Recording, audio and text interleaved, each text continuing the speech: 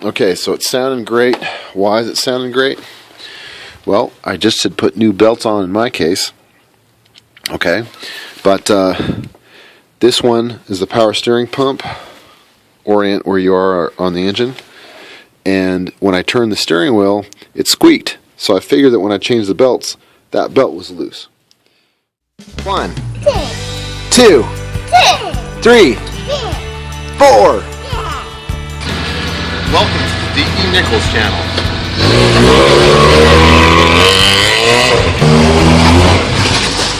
Autobravado.com. Alright, so we have belts that look great. If your belts looked terrible, it could be a different reason for a squeak. For example, each one of these belts, if you look, is incredibly straight.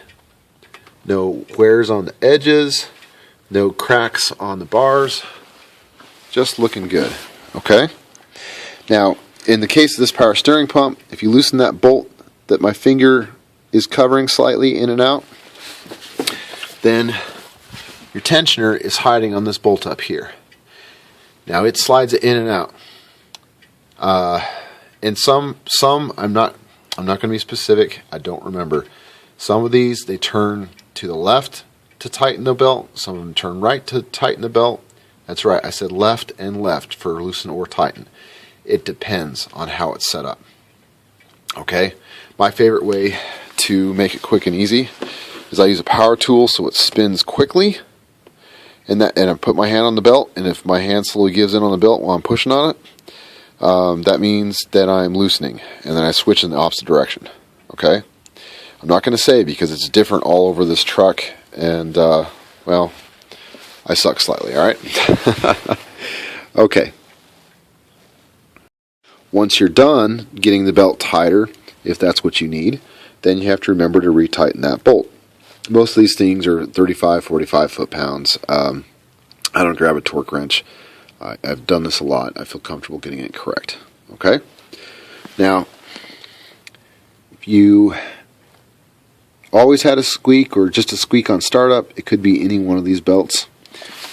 The easy way to know is to, in a case like this, I mean, if you have a Serpentine belt system, it could be the tensioner going out if it's automated. On this particular truck, they're all set.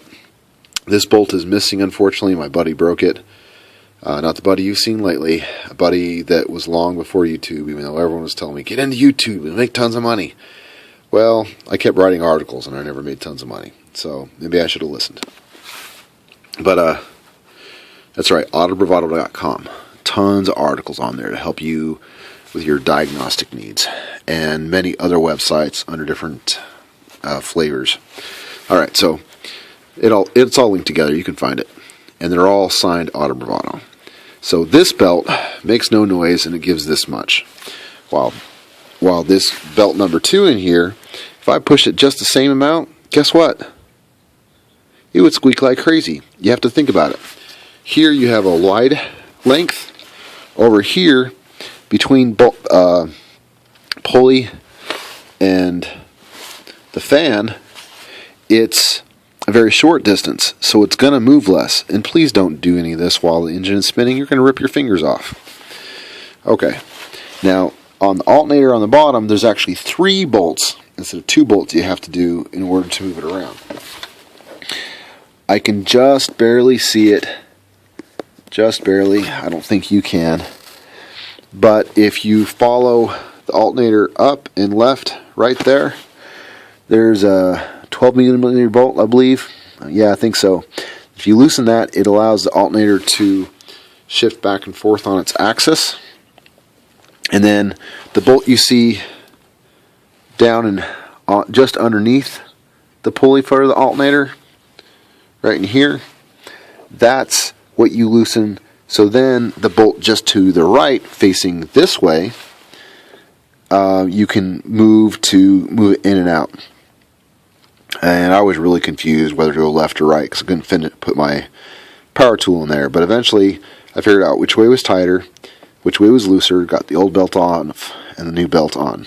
Now, if I'm going to make this super short video and explain nothing else, not show any of the nitty-gritties and let you get into it, you do have to take this belt off, or this fan off.